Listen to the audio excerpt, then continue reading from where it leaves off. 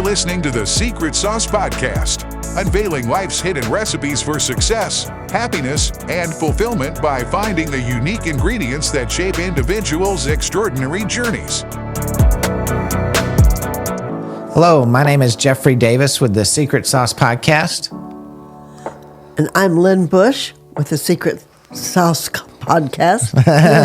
It's a lot of words there, isn't it, all at once? I'm just a normal, everyday person that recognizes a lot of people's great talents and tries to put them into my life. I call it the secret sauce of life.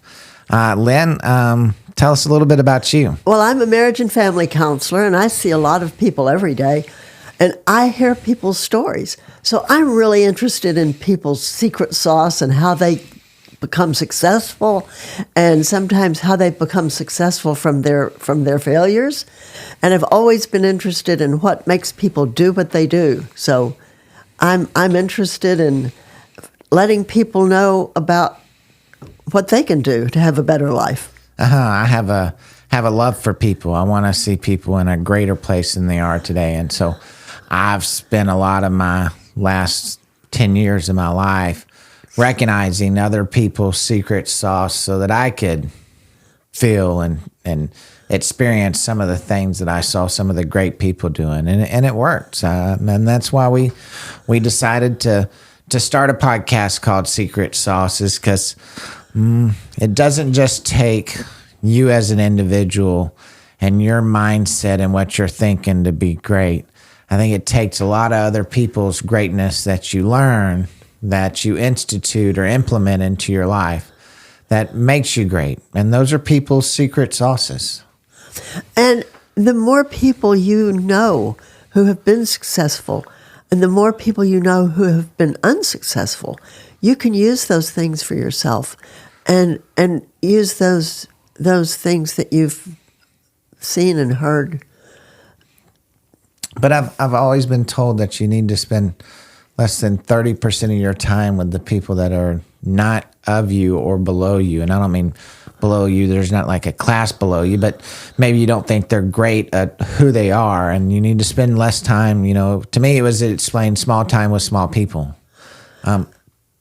Why do the people below us pollute our secret sauces? Well, why did Kendra Scott say that she didn't tell her family about what she was doing? Well, I think the people you're talking about often are not optimistic. They're often not able to see the possibilities. And if you're around people who are negative and can't see the possibilities, it can affect you. Really? Yeah. And keep you from success? Keep you from dreaming, keep you from looking at possibilities, keep you from doing the things that you need to do. So being around people who can push through is important. Yeah. I call it, you described it to me as just barreling along. Just keep going. Keep going. Don't give up. Never give up. There's no choice to give up. Right. In my opinion, you gotta keep going. I want to see what's going to happen next. I'm a great example of life just happening, and the next thing could be the next great thing. And I've got to experience it a bunch in my life. And so I think as many people as I can get to hear other people's secret sauces, I think they'll experience the wake up one morning and, wow, this is about to be the greatest day of your life. Sometimes when you think everything is over, the next thing that happens can be exciting. I love watching the show Gold Rush on TV, because literally and they're digging for dirt and for gold. But to me, this show means to me, you got to hit rock bottom to find the gold. Oh, yeah. You got to find the bedrock. Yeah. Which is, to me, that's the point of you starting all over. And I think it's amazing that our God has put some of the greatest things in the world at bedrock. At the very bottom, you can find greatness. You don't always have to find greatness up top. Sometimes you find the greatest things in life at the very, very, very, very bottom. Oh, absolutely. Absolutely. Yeah. I mean, I've been there. I've lived in my car. I know what it's like to be rock bottom financially, Right. mentally, Right. but I wasn't going to stay there. I know, shit, if I'm at the bottom, I'm good. There's only one way to go. Yeah. I might say something's going to change quickly for me. I promise you. Right. It has to. Has to. And I've had a lot of surprises in life that, I wasn't expecting. That I think, part of my secret sauce to me every day is absolutely being ready. I call it grace. Dr. Ed Young, I heard a sermon from him that I've implemented into my life. He talked about grace. Got to be ready for it. Got to see it. Got to recognize it. But you have to be ready for grace. And why I think that's part of one of my secret sauces is because I'm always ready for the next great thing. I don't live my life expecting the next great thing to change my life, but I'm ready for it. And right. So, I'm welcome to listening and hearing people's new ideas or new pitches. I'm what they call a landman or a land person. We go out and find ranches and sell them to the investors of the world, whether they're buying them for a development or buying them to for land banking. And so,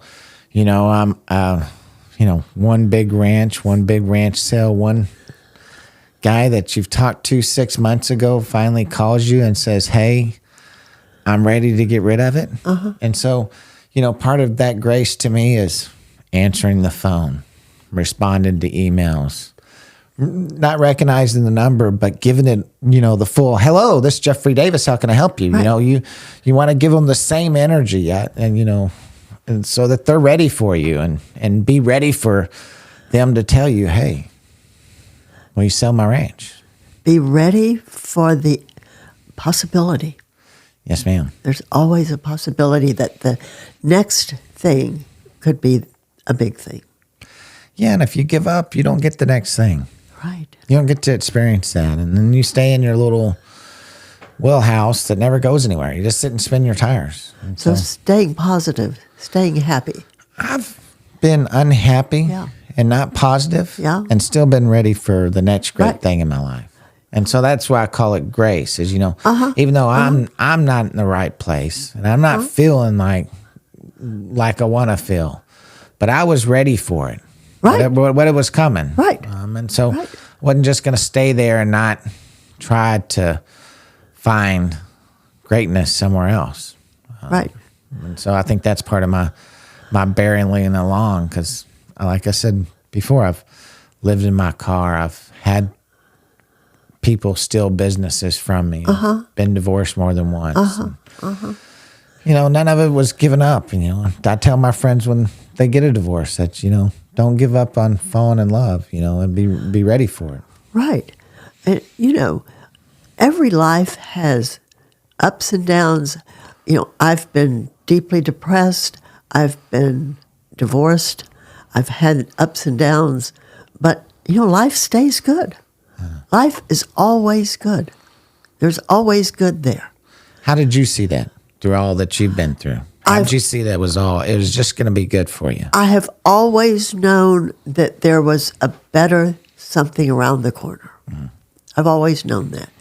And even in the times that things weren't working, I knew that they could work. So in that way, it's that optimism, even though I'm on the floor with depression. Yeah. I know there's a way through. And then you counsel people through depression. Is that hard? Have you ever been sad and tried to talk someone out of being sad? Well, when I'm working with somebody else, what I'm feeling doesn't matter. I have to get out of myself. Yeah. Yeah. Stop you. And sales to me, it's Right. I feel like I'm acting. You know, it's act one. So I've got to get on stage regardless of what's going on in my personal life. It's time for me to get on stage and give them act one. Yeah.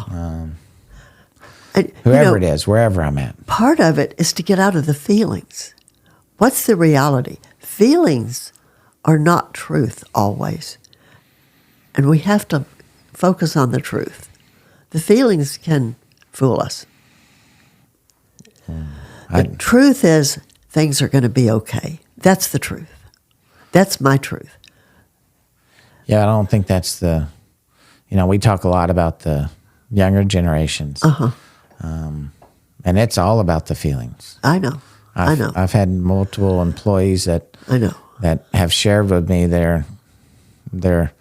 they weren't feeling good about something, or I wasn't appreciating them enough to make them feel special enough about what they were doing. And so therefore I shouldn't ask them to do additional tasks because they weren't feeling good enough about what they were doing before. And I didn't tell them great job because I told them to do a task on Thursday, and then Monday I'm asking them to do the same task. And they're like, hey, you kind of said that to me a little wrong. You hurt my feelings by asking me twice to do the task that you're paying me to do last Thursday on Monday, and you've hurt my feelings.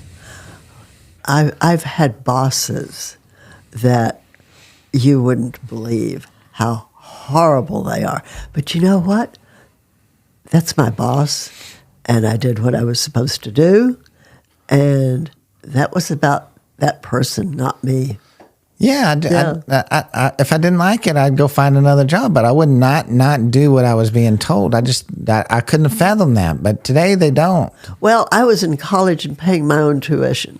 So if I needed the job, I needed the job. And if my boss was hideous, well, that was his problem, not mine. That was just life. I just sometimes. Kept the job.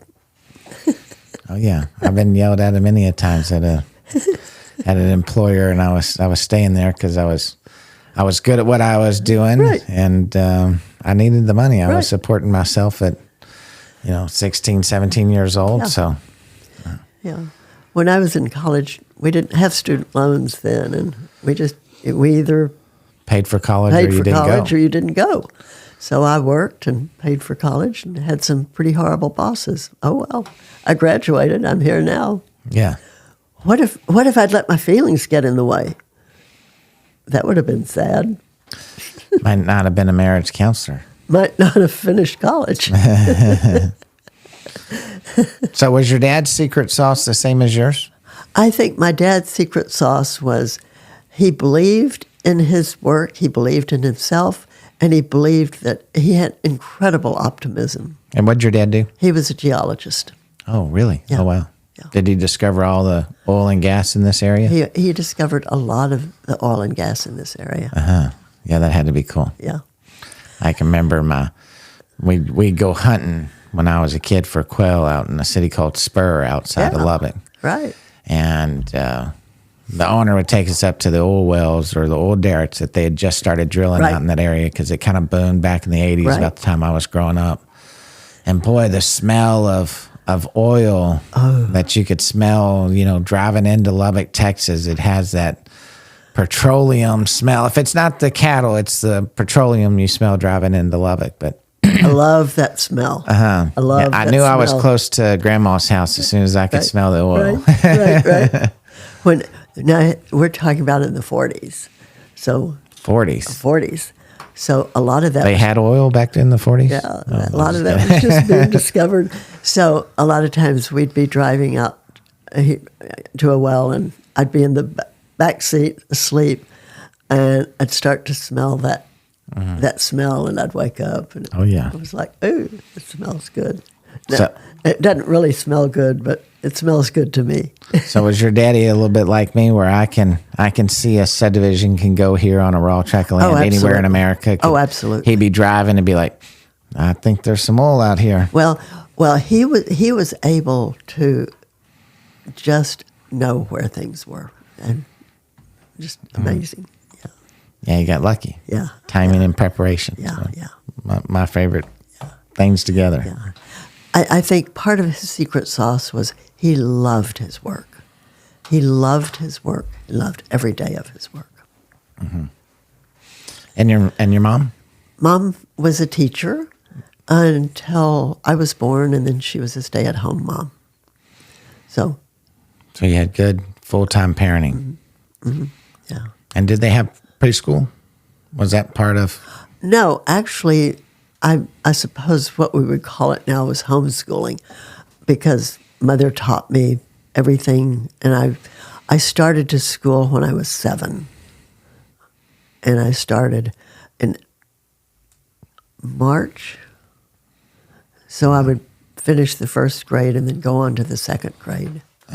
So, but I already knew how to read and do everything. Yeah, I don't think I had preschool. I'm sure it was around, but my mom was kind of a stay-home mom back then. They really didn't have the same kind of preschool when I was. I mean, that was a long time ago. Do you think that all the different attention that we had 25 years ago is part of the issue of why people today are having such issues with drive and optimism and opportunity? And I think it may be, because I think we're taking a lot of that away. yeah. Yeah. I don't think we're allowing children to push and You can't push struggle. somebody if you're going to hurt their feelings. Well, no. And I think that's the issue. Everybody, you're going to hurt everybody's feelings. So you can't push them. You can't tell them to do more. You can't make them work harder and drive. I don't know how to create that secret sauce for people that they want it. We grew up wanting it. We did. We grew up wanting it because we saw other people wanting it and enjoying. We saw people enjoy work. See, I didn't see my parents wanting it. But I definitely saw.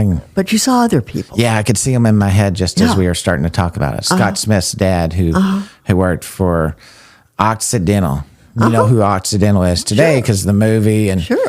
the other thing. But he was working for Occidental when I was a kid. And Occidental, when I was a kid, we all knew him kind of like the company that put out all the fires on oil wells. Right. They were partners. And so anybody that worked for them drove a black fancy sedan, not an SUV. They weren't around, or not Right. pickup trucks. It was Right. an SUV. So everybody had the black car. So you knew who in the subdivision worked for Occidental. Right. But his dad became one of the big wigs of the company. And who knows how many millions and millions of dollars in Occidental stock the family has. His son ended up going to work for him before Dad left, and Dad promoted him through the ranks as fast as he could. So his son's now an Occidental 25, 30-year employee. Right. Who wrote Rich Dad, Poor Dad? Not sure. He talked about his father, who was a teacher, and his friend's father, who was an entrepreneur. And he said, I had 2 fathers, and I learned more from my friend's father, who was an entrepreneur. And I can't remember what his name is. My mom's kind of always started had kind of her own businesses. So I guess that's where I got my entrepreneur spirit. It was just for me. It was hard for me to ever accept somebody telling me what my worth was. That's why when I first got into the car business at just barely, not even 18 yet, it was I could determine my worth. I just needed to talk to one more customer, sell one more car, and I was $450 richer. And then every time I did that times $450, I was making money. You did that for 10 cars at $450, that's $4,500. At that point, I was probably in the top 3 to 5% of Lubbock, Texas, as far as earnings go. And I was 18. And so by the time I was a little over 18, and I worked in the car business for 6 months, I had equated $83,000 in 6 months in the car business at an 18-year-old kid. Wow. So it was a lot. So, I stayed there. I worked for him. He yelled at me a lot. I was okay with it. Business, I was taught from him and really more from Mike Edwards, which was the owner of Pollard Ford, or one of the owners. He'd yell at you. Like he'd just walk into the dealership and just yell at you for sitting there, yell at you for not sitting there, yell at you for talking to customers, yell at you for not talking to customers. He just liked to yell at you. And it was okay. Like you said, I worked for someone. I wasn't the owner. Right. And so if he wanted to come in here and yell at me and didn't fire me and I got to sell more cars by the end of the day, I was good. Right. But if I worked off of feelings... You would have had to cry. Yeah, because nobody cries in the car business. I mean, that's his problem. Well, he probably made some people cry in his meetings because he'd cuss you out and yell at you and make you feel low. But I mean, he ran the dealership. He was 6'7". He was an ex-Texas Tech basketball player that started selling cars while he was in college for the guy, and eventually ended up owning the dealership with him. But he had drive and ambition, and even though he thought he was going to be a professional athlete, the car business was a better play for him. And he probably got yelled at by his coaches. Oh, yeah. I'm sure Dick Pollard yelled at him. I'm sure he did. But you can't do that to an employee today. Like, you just couldn't do it. Like, you'd get sued. Oh, My brother and I talk about some of the things that went on in our household growing up. Parents would be in jail. right. Right. If Jenna and I acted some of the ways that my parents acted when we were kids, we'd have CPS on us and go into jail. Right. It's just different today. I saw a lady spank her kid at the grocery store the other day. Almost wanted to tell her it was okay. I agreed with her. I didn't see why she spanked her kid, but I think kids need to be spanked. Her kid was doing something. I heard her telling like 3 or 4 times no, and she grabbed the kid and spanked him. And, I think we've talked about this. My secret sauce into getting my kids to mind when I'm out is I pinch them. Right. Not hard. Just hard enough to let them know, hey, I'm right here. We're going to stop this, and we're going to be good the rest of the time we're here, or we're going to eventually go outside and get a spanking. Pinching is a good parental device. Yeah. He'll tell me almost every time after I pinched him or I've spanked my little one, he'll tell me, I love you, Daddy. And he wants a hug and, encouragement that, you're not, I don't know how they feel. They may think that you're mad at them now and then it never goes away, but they want to know that you're back okay with them again. Right. So we hug it out. We tell each other we love each other and we go on. Yeah, and if you do that in public, they'll get you. Yeah, but if it's wrong in public or wrong at home, it's wrong. It's wrong. And you can't let it be. Right. I mean, I know there's certain instances where you have to bite your tongue and be careful how you act. But wrong, if it's wrong, in my family, we call it out. Yeah. Wrong has to be recognized. Whatever kind of consequences there are, it does have to be recognized. And I think one of the issues is people don't follow through with what they say. Parents need to follow through. If I tell you it's time to do X and you don't do it, then there's a consequence. And that whatever that consequence is. But I think people have a hard time with that. Because I think people in general have a hard time with knowing what boundaries are. This is what I'm wanting, this is what I'm requesting, and this is what we're going to do. I think people have a really hard time with that. Well, I don't think I think the generations, there's many generations that are younger than mine that don't understand people's boundaries. They just don't get it. Right. Had an employee... We're driving down the road, and he's programming his phone to my pickup truck. Like, I don't want to listen to your music, and why are you touching anything that has to do with mine? But he just did it. Like it was okay. He's a single kid, and so I guess he did anything he wanted with his parents. But that was just appalled. Like, it was the strangest thing that had ever happened to me. Like, what are you doing? But I don't think they have the same boundaries that we do. And because generally, the parents don't have boundaries. That's the most important part of parenting, is teaching them limits and boundaries. And it isn't even a matter of whether it's spanking, timeout, what. it's not the consequence. It's that there is a consequence and that it is honored by the parent. I'm not spanking to hurt my No, kids. I'm not you're- physically trying to hit them so hard they sting. You're using a boundary. Yes, absolutely. And they need to know what that boundary is. And the problem is that's why the person was doing the thing with his phone didn't have a boundary. Yeah. Yeah. Where do I stop and you start? That's the boundary. And I think a lot of times people don't know. Do marriages have boundaries? Absolutely. Oh, really? Absolutely. Like what would be a marriage boundary? Whether somebody wants to go to bed at a certain time. Maybe somebody has to get up early and they need their rest, and so they have to go to bed earlier than their partner does. That's a boundary. What about social media, cell phones? I think people should have boundaries about those things. They should agree on what those boundaries are Yeah. and exercise those boundaries. People should decide how they're going to use social media, because it's part of our life now. You mean you should talk about how each other should use social media? Of course. Like in what way? Like I look at and read people's stuff. Maybe I'm not I don't twit. Okay. That's fine. That's fine. But there are certain things that are inappropriate, and we all know what those are. Are you a Twitter? Are you a Snapchatter? I love Twitter. I don't Snapchat. I like Twitter. I like Twitter because I can get my news immediately. Yeah. I don't know if I think we signed up for an account one time to watch some Green Bay football games, and I don't think I've ever been back on. Yeah, Twitter's good. Yeah. I may have to get a Twitter account. Yeah, you get a very immediate update on Twitter. Like news. So you follow like Fox News and they send you an immediate update, and the same thing I get on my phone? I don't follow any of the news channels. How do you get your news? Twitter.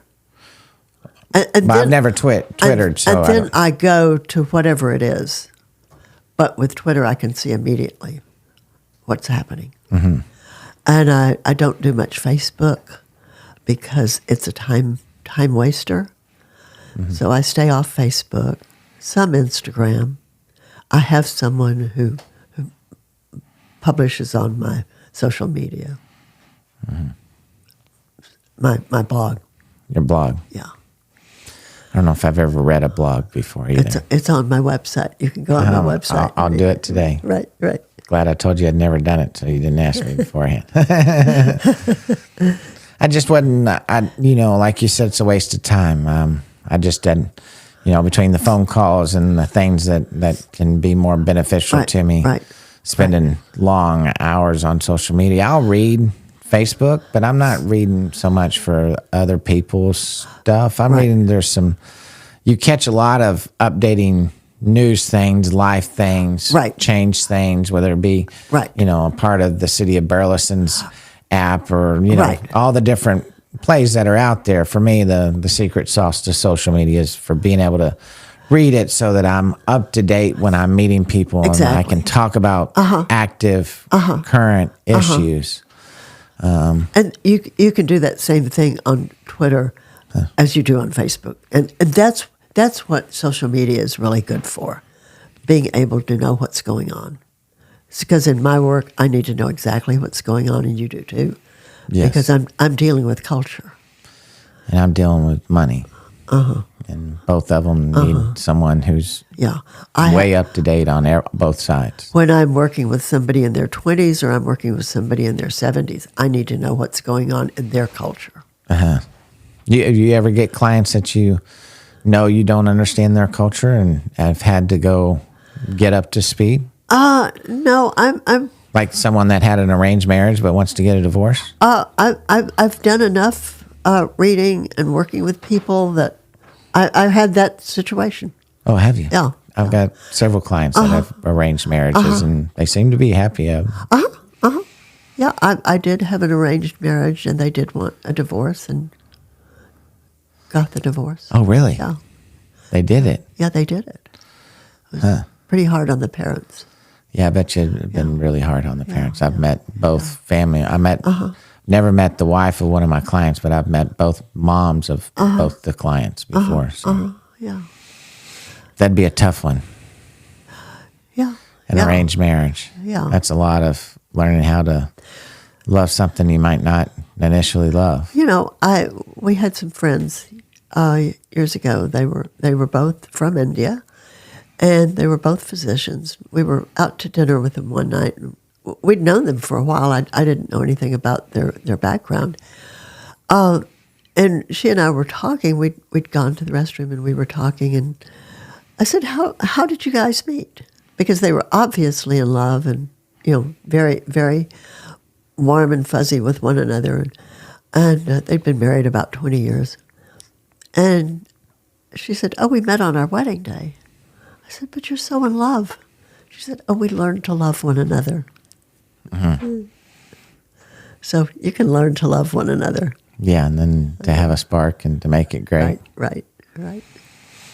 Is learned love better than instant love? Is there such thing as I love you at first sight? Absolutely. Yeah. Absolutely. Absolutely. Do those last though? Yeah. Oh, really? You have a lot of love at first sight? Absolutely. Do a lot of your people come see you and say that they were soulmates? Yeah, I think the idea of a soulmate is a little different than love at first sight. Love at first sight is just one of those magical things that happens. And then those people may find out that they have what it takes to be in a long-term marriage. Hunting your soulmate is a little bit weird, because what does that even mean? Yeah, I think people hang themselves on a lot of words that Right, really don't fit. right. Like, our relationship didn't work out because of communication. Okay, well, what weren't you communicating about? Well, I was cheating on her. Well, okay, well, that's not communication's not the problem of your relationship. Right. Not being able to find out you were cheating is not a communication problem. Yeah. It's like, wow, you don't get this? So I think it's love at first sight is the thing, that's the magic. But then I think you have to learn what does make marriage work. So that would be my question for you. So what in all the marriages you've seen, give me 3 secret sauces to a great marriage. Well, first of all, I think common interests, common life beliefs. Okay, a common such as religion. If you have 2 different religions, that can be an issue. It doesn't mean it can't work. But just your life beliefs. Yeah, like it's hard to define. Where you want to go and what you're hoping for. Right. And church and kids. Right. Yeah. Love life, all of that. What are your values? What are your values? And maybe how you see your place in the world. This is kind of hard to define. I should probably know better what I'm trying to say. But common values. Yeah. Place in life. Yeah. What do you mean by that? I'm not sure. Because my place in life is being ready for the next great place in life. Yeah. So for you to be married to somebody who's not ready for possibilities would be hard for you. Okay. Yeah. Someone that couldn't. I was there. I was married to a woman that had no ability to see the dream. She wanted to know why I wasn't willing to go work for some other land company in Houston and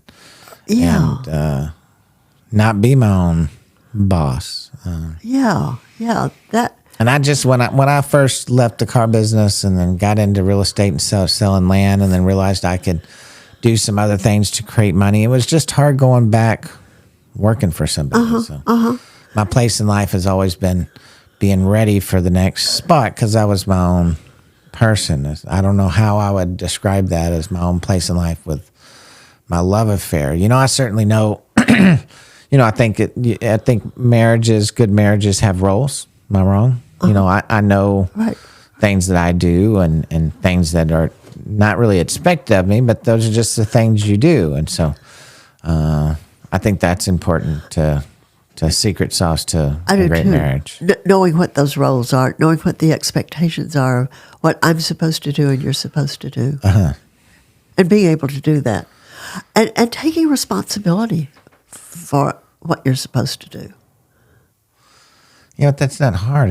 We just do it. You know, Yeah. that's probably a great thing about Jenna's and I's marriage. We don't have to really tell each other, Right, take out the trash, right, do the right. laundry, Right. you know, just whatever it may be. Those are just things you do. Yeah, we just naturally do them, right, you know. and right.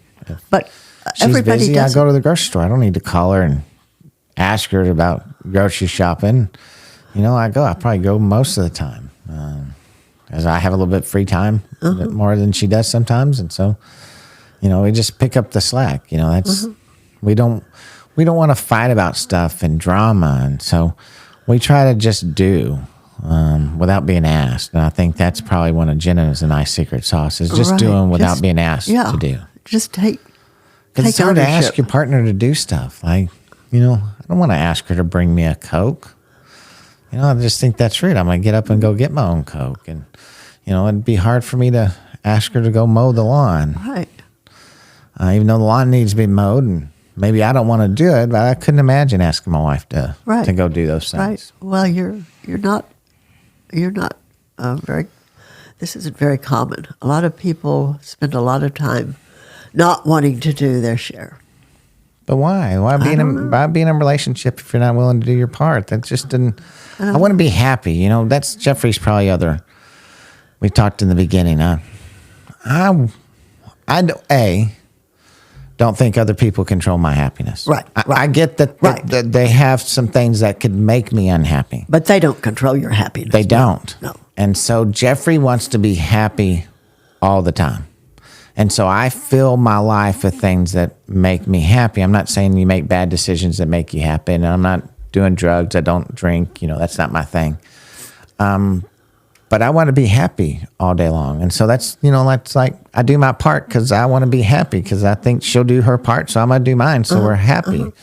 You know, we rely on each other for a lot of things. Right. And it works because you want to be happy at the end of the day. I don't want the stress of having to ask my partner. And when, you know, if something's bothering us, we talk about it Right. immediately. Right. Not a week from now, describing a situation that happened a week ago that you didn't like that I was doing.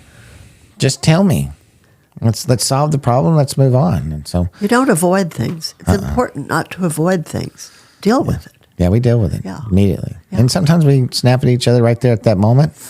But we're over it. Like when we're done fighting about it, we're over it. Like we don't not talk to each other for, 7-8 hours. I've got friends and family members that get in arguments and they don't talk to their spouse for like 3 or 4 days. Like, how do you not? You've got 4 kids. How do you not talk to your spouse for 4 days? I couldn't imagine that. Right.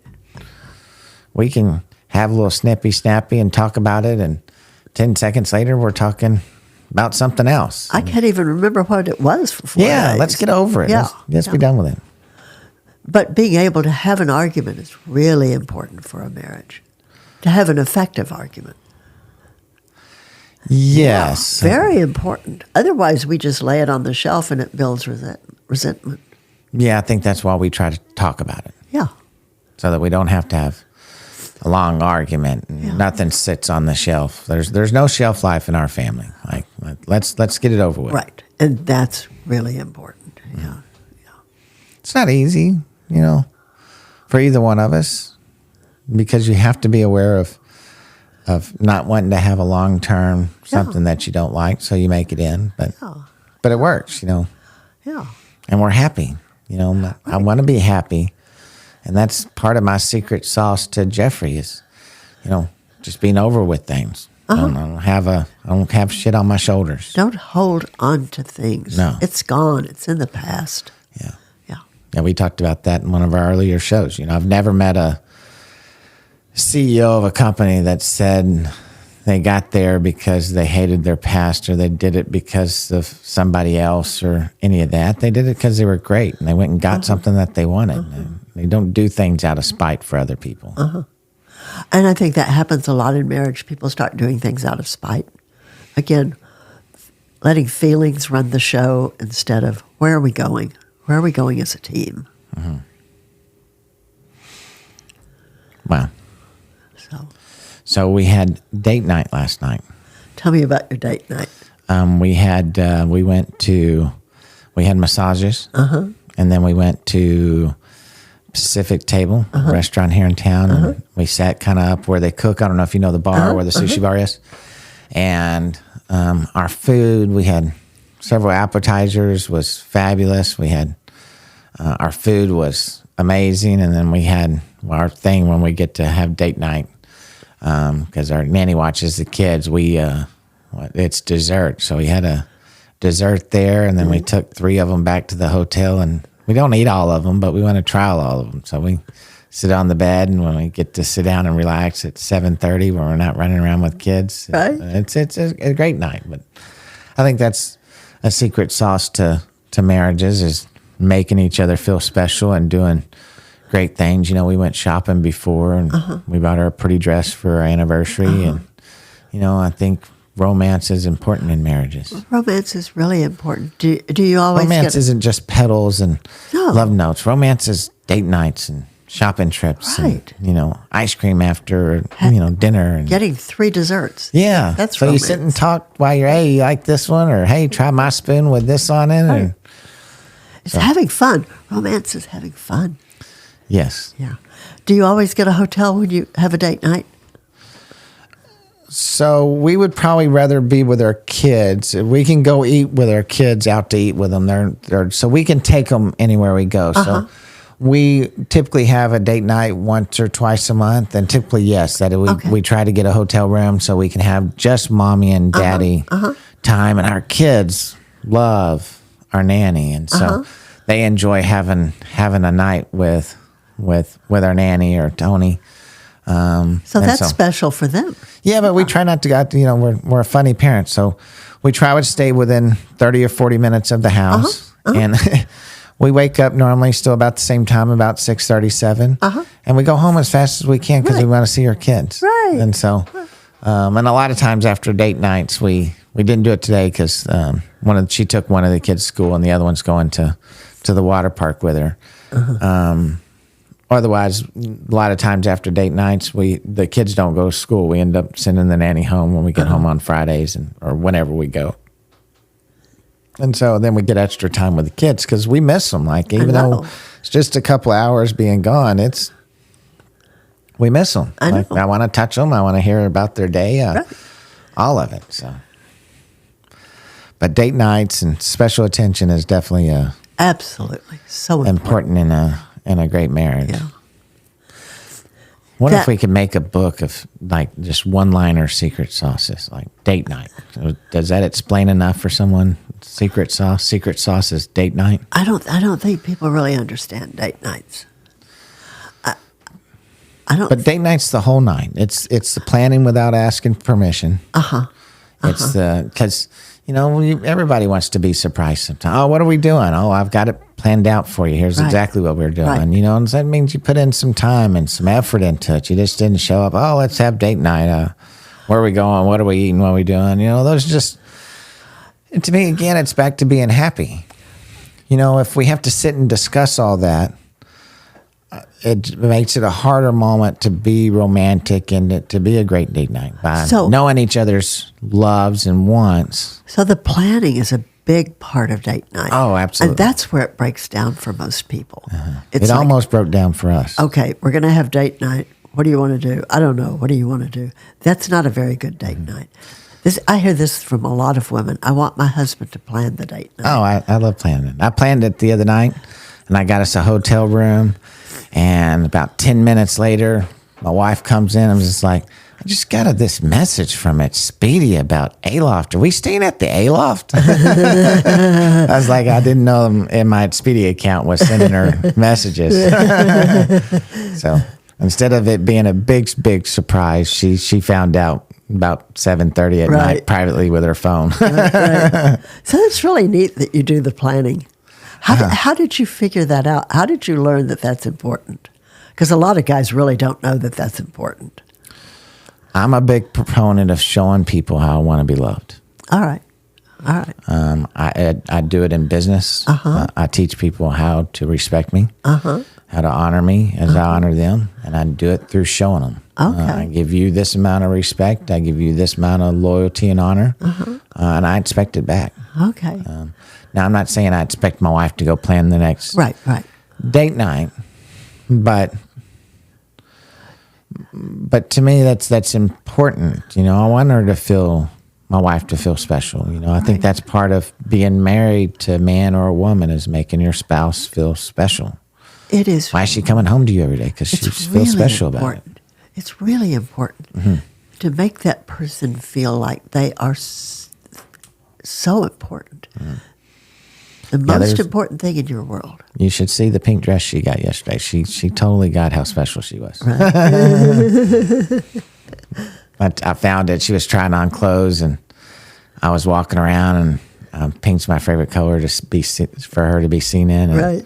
I was like, well, and it wasn't the Barbie thing, Right. by any means. And we weren't trying to be Barbie, but it had a pink dress that was way over the top. Not Right. something I'd ever seen her wear, not something I bought from her, Right. none of the above. And so I asked the little sales lady if she'd take it to her, and she took it to her in the dressing room, and then she came out and she looked awesome in it. Right. So she's going to wear it on our anniversary here in a couple of weeks. Oh, nice.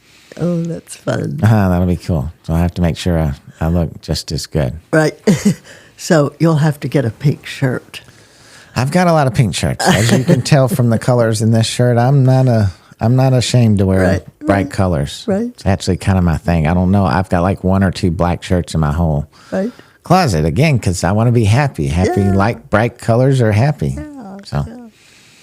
It's definitely one of my greatest secret sauces is that continuing to be happy regardless of where I've been, You know, and what I was going through. I think the happy thing is it's not just happy, it's satisfied, it's content, it's joyous, it covers so much.